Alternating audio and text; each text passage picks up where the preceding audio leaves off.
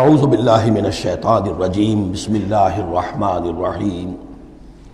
ان الذین اتقوا اذا مسهم طائف من الشیطان تذکروا، اور یہی روش ہے تقوی والوں کی، جن لوگوں کے اندر تقوی ہوتا ہے جب ان پر کوئی گزر ہو جاتا ہے شیطان کے کسی سائے کا۔ اذا مسهم طائف من الشیطان،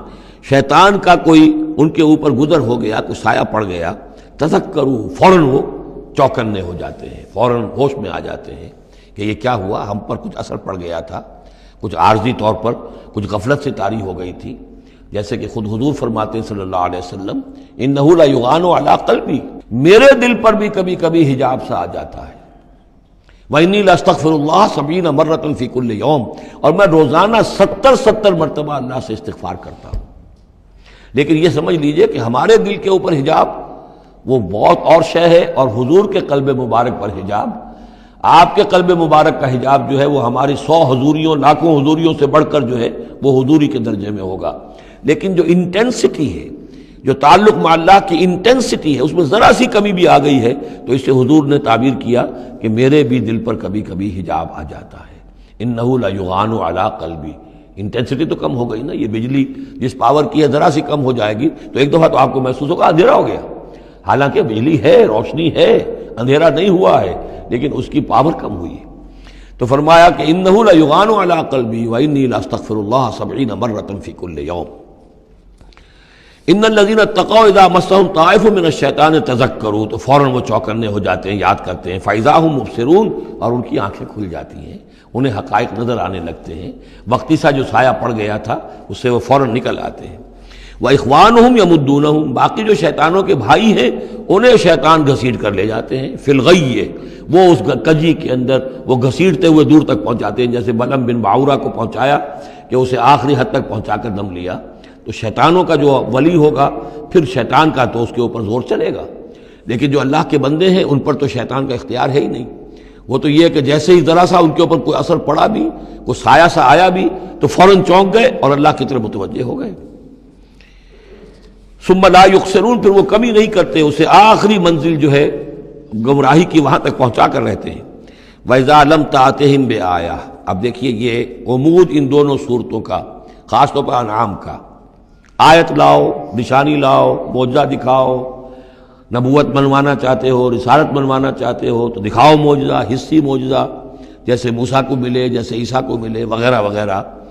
اب اس کو سم اپ کر رہے ہیں، وَإِذَا لَمْ تَأْتِهِمْ بِآیَةٍ، اے نبی جب آپ ان کے پاس کوئی معجزہ نہیں لائے، قالوا، انہوں نے کہا لولا اجتبیتہا، کیوں نہیں کوئی چن کر لے آتے، کہیں سے چھانٹ کر لے آتے، تو اب تمہارا دعویٰ یہ ہے تم اللہ کے رسول ہو، محبوب ہو، تو کیا وجہ ہے، کیوں رہ گئے، کس وجہ سے؟ لولا اجتبیتہا، کہیں سے کوئی چھانٹی کر کے، کہیں سے کوشش کر کے لے آتے۔ قل انما اتبع ما یوحی الی، اس زمن میں ایک واقعہ میں نے پڑھا تھا، یہ تفسیر کبیر میں، امام راضی کی تفسیر میں، کہ حضور کے ایک پھوپھی زاد بھائی تھے، اگرچہ وہ ایمان نہیں لائے تھے لیکن حضور سے ہمدردی رکھتے تھے، ساتھ رہتے تھے، تعاون کرتے تھے، جہاں کہیں حضور جاتے تھے دل میں نرمی تھی ان کے، اور امید تھی حضور کو کہ حضور ایمان لے آئیں گے۔ لیکن جب آخری معاملہ یہ ہوا کہ جو سرداران قریش تھے انہوں نے گویا کہ ان کے اپنے زوم میں انہوں نے حجت قائم کر دی، اے نبی یہ معجزہ دکھا دو، اے محمد چلو مان لیں گے، چلو یہ نہیں دکھا سکتے یہ دکھا دو، یہ نہیں دکھا سکتے یہ دکھا دو، وہ سب سورہ بنی اسرائیل میں آئے گا۔ تو جب یہ ساری باتیں حضور نے کہا نہیں میرے اختیار میں نہیں ہے، یہ تو اللہ تعالیٰ کا فیصلہ ہے، اللہ جب چاہے گا دکھائے گا، میرے اختیار میں نہیں ہے۔ تو پھر وہاں سے حضور جب اٹھے سب وہاں تو شور مچ گیا، پھر ظاہر بات ہے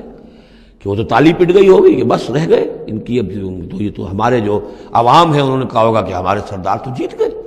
اس لیے کہ یہ تو ناکام رہ گئے،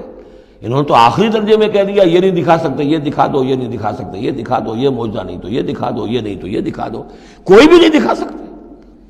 تو اس کے بعد جب حضور کے ساتھ وہاں سے حضور دل گرفتہ ہو کر اٹھے اور آئے تو ساتھ وہ پھوپھی زاد بھائی بھی تھا، اس نے کہا کہ محمد آج تو آپ کی قوم نے آپ پر حجت قائم کر دی ہے، اب میں آپ کا ساتھ نہیں دے سکتا۔ یعنی یہ ہے کہ جو اثر پڑتا تھا لوگوں کے اوپر کہ اب تو حجت آپ پر قائم ہے، تو جس کو میں نے کہا تھا سورہ انعام کا وہ مقام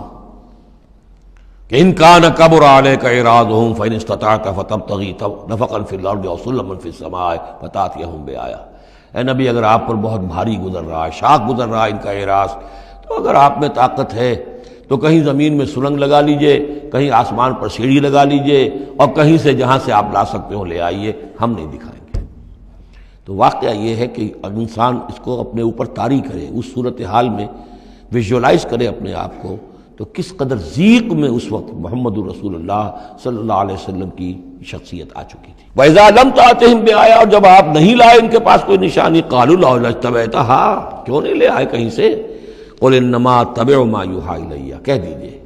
میری حیثیت تو صرف یہ ہے کہ میں پیروی کر رہا ہوں اس کی کہ جو میری طرف وحی کی جا رہی ہے۔ اس سے بڑا میں نے دعویٰ نہیں کیا، نہ خدائی کا، نہ کوئی علم غیب کا دعویٰ کیا، نہ میں نے یہ کہا کہ اللہ کے خزانے میرے دستے تصرف میں ہیں، میں نے کوئی دعویٰ نہیں کیا۔ ھذا بصائر من ربکم، اور یہ تمہارے رب کی طرف سے بصیرت افروز باتیں ہیں جو میں تمہارے سامنے پیش کر رہا ہوں۔ میں خود پیروی کر رہا ہوں اس کی اور تمہارے سامنے پیش کر رہا ہوں۔ وَھدًى وَرَحْمَةٌ لِّقَوْمٍ يُؤْمِنُونَ، اور یہ ہدایت ہے اور رحمت ہے ان لوگوں کے حق میں جو ایمان لانے والے ہیں۔ وَإِذَا قُرِئَ الْقُرْآنُ فَاسْتَمِعُوا لَهُ وَأَنصِتُوا، اور جب قرآن پڑھا جا رہا ہو تو تم اسے پوری توجہ سے سنا کرو۔ سمع یسمع کے معنی سننا، اور استمع یستمع پوری توجہ کے ساتھ، ارتکاز توجہ کے ساتھ سننا، کان لگا کر، کان دھر کر سننا۔ وانصتوا، اور خود خاموش رہا کرو۔ اسی آیت کو دلیل بناتے ہیں وہ حضرات جو یہ سمجھتے ہیں کہ امام کے پیچھے جہری قرأت میں پڑھنا نہیں چاہیے، اس لیے کہ ظاہر بات ہے کہ جب امام پڑھ رہا ہے تو آپ کو پوری توجہ سے امام کی قرأت کو سننا چاہیے۔ خود پڑھنے کی طرف توجہ کریں گے تو پھر اس کے سننے کی طرف توجہ جو ہے وہ نہیں رہے گی۔ اور یہاں خاص حکم بھی ہے انصتوا، خود خاموش رہو، لعلکم ترحمون، تاکہ تم پر رحم کیا جائے۔ وَاذْكُرْ رَبَّكَ فِي نَفْسِكَ تَضَرُّعًا وَخِيفًا وَدُونَ الْجَهْرِ مِنَ الْقَوْلِ بِالْغُدُوِّ وَالْآصَالِ، اور اپنے رب کو یاد کرتے رہا کرو اپنے جی ہی جی میں، تضرعاً، عاجزی کرتے ہوئے، گڑ گڑاتے ہوئے۔ اس عاجزی اور گڑ گڑانے کی انتہا ہے وہ دعا جو میں نے نقل کی ہے، جو مسلمانوں پر قرآن مجید کے حقوق کے نام سے میرا کتاب چاہے اس کے آخر میں مقام عبدیت، اللہم انی عبدک وابن عبدک وابن امتک فی قبضتک ناصیتی بیدک ماضٍ فی حکمک عدل فی قضاؤک۔ اے اللہ میں تیرا بندہ ہوں، غلام ہوں، میرا باپ بھی تیرا بندہ اور غلام تھا، میری ماں تیری ادنا کنیز تھی، میں تیرے قبضۂ قدرت میں ہوں، میرے پورے وجود میں تیرا ہی حکم جاری و ساری ہے، اور تو جو بھی میرے بارے میں فیصلہ کرے عدل فی قضاؤک، وہ یقیناً حق پر اور عدل پر مبنی ہے۔ یہ عاجزی۔ اسألک بکل اسم هو لک، میں تجھ سے درخواست کر رہا ہوں تیرے ہر نام کے حوالے سے تیرا ہے، علمتہ احدا من خلقک، جو تو نے کسی اپنی مخلوق کو سکھایا، او انزلتہ فی کتابک، یا اپنا نام تو نے اپنی کسی کتاب میں نازل فرمایا،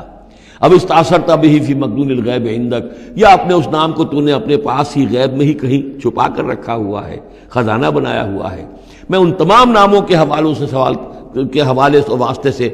آپ سے درخواست کرتا ہوں ان تجعل القرآن ربیع قلبی ونور صدری وجلاء حزنی وذہاب ہمی وغمی، قرآن کو میرے سینے کا نور بنا دے، میرے دل کا سرور بنا دے، میرے تفکرات کا ازالے کا ذریعہ بنا دے، میرے غموں کا اور تفکرات اور جو بھی پریشانیاں ہیں ان کے ازالے کا ذریعہ بنا دے۔ یہ ہے دعا محمد رسول اللہ کی۔ اب خاص طور پر چونکہ آیت پہلے آ گئی تھی وَإِذَا قُرِئَ الْقُرْآنُ فَاسْتَمِعُوا لَهُ وَأَنصِتُوا، تو اسی کے حوالے سے یہ دعا جو ہے یہ خاص طور پر جو ہے مسلمانوں پر قرآن مجید کے حقوق اور کیا عظمت قرآن کی ہے کہ اللہ تعالیٰ سے جو سوال کر رہے ہیں حضور کہ قرآن کو التجعل القرآن ربیع قلبی ونور صدری، میرے سینے کا نور، میرے دل کی بہار بنا دے۔ وَاذْكُرْ رَبَّكَ فِي نَفْسِكَ تَضَرُّعًا وَخِيفًا، اور یاد کرتے رہا کرو اپنے رب کو اپنے جی میں، گڑ گڑاتے ہوئے، عاجزی کے ساتھ، اور خیفہ، خوف کے ساتھ، دون الجہر من القول، اور بلند آواز سے نہیں، پست آواز سے۔ لیکن یہ ضرور ہے کہ آدمی دعا مانگے تو ایسے مانگے کہ خود سن لے۔ اس میں یہ ہوتا ہے کہ ایک تو دعا وہ مانگ رہا ہے، ایک اس کی سماعت بھی اس دعا سے استفادہ کرتی ہے۔ نماز میں بھی اگر اکیلا انسان نماز پڑھ رہا ہو تنہا تو جو رکعتیں ہیں چاہے سری بھی ہوں ان کو ایسا ضرور پڑھے کہ جیسے خود وہ سن رہا ہے، اس حد تک جو ہے تاکہ وہ نماز میں جو پڑھ رہا ہے اس کے ساتھ اس کی سماعت بھی اس سے مستفید اور مستنیر ہوتی چلی جائے۔ بالغدو والآصال، اور یہ آپ ذکر کرتے رہے اللہ کا اپنے جی میں، عاجزی کے ساتھ اور خوف کے ساتھ، اور یہ کہ زیادہ بلند آواز سے نہیں بلکہ پست آواز سے، صبح کے وقت بھی اور شام کے اوقات میں بھی۔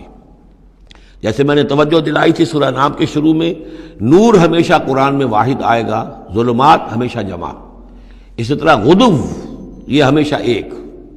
اور آصال اصیل کی جمع ہے،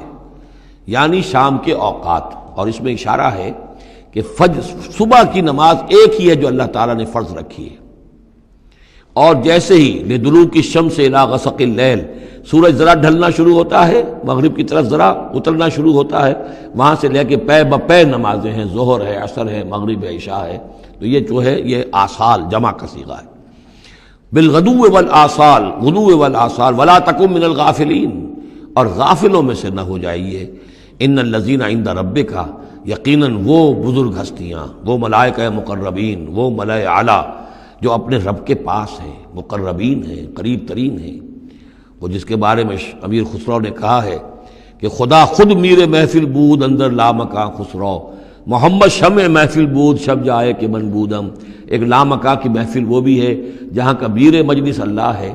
اور جہاں فرشتے ہیں، ملائکہ مقربین ہیں، اور محمد رسول اللہ روح محمدی وہاں گویا کہ چراغ اور شمع کی حیثیت سے ہے۔